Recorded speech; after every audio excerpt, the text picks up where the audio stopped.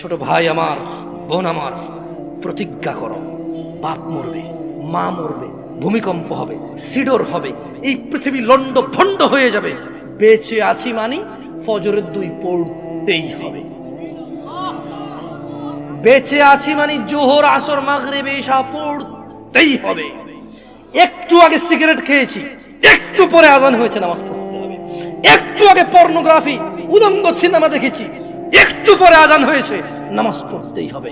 ঘুমের মধ্যে কাপড় চোপড় নষ্ট হয়েছে, মা জানে, বাপ জানে, ভাবি জানে, বোন জানে, সবাই জানে। এখন গোসল করলে সবাই বুঝবে কেন গোসল করছো।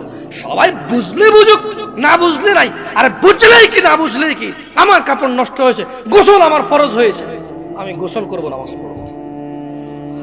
রাতে আমার ঘুম আসে নাই, বন্ধু বান্ধবের পাল্লায় পড়ে সারা রাত বসে বসে উলঙ্গ ছবি দেখেছি, যা অত্যন্ত ঘৃণিত এবং যা আমার জীবনকে তছনছ করে দেবে, যা আমার জীবনের বরকত নষ্ট করে দেবে, যা আমাকে লাঞ্ছিত অপমানিত করবে, এমন অপরাধে লিপ্ত ছিলাম। কারণ এই জানাবে বিচার যে করবে, যে জানার সাথে জড়িত, সে অপদস্থ হবেই হবে।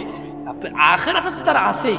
এই একটাই অপরাধ জানাবে বিচার, একটাই অপরাধ অশ্লীলতা, যেটা শাস্তি আল্লাহ দুনিয়াতে দিয়ে দেয়। কোথায় দেয়? আখিরাতে তো আছেই। সারা রাত উলঙ্গ ছবি দেখেছো, দেখে নিজের জামা কাপড় নষ্ট করেছো, অপবিত্র করেছো নিজেকে, অসুবিধা নাই।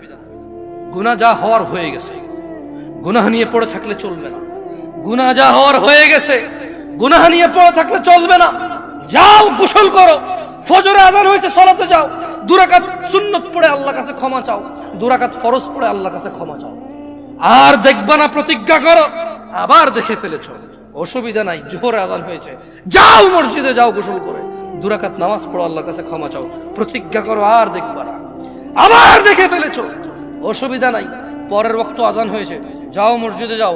কারণ মনে রাখবা, সকল অপরাধ গুনাহ নামাজ যদি ছুটে যায় কুফরিয়া শিরকি হয়ে যাবে, ছাড়া যাবে না নামাজ। আমি কি বুঝাইতে পেরেছি? তোমরা কি, আমি যে জন্য আসছি, আমি কি তোমাদেরকে কোনো মেসেজ দিতে পারছি? পারছি তো? তাহলে এবার আমি বিদায় নেই। জাযাকুমুল্লাহ।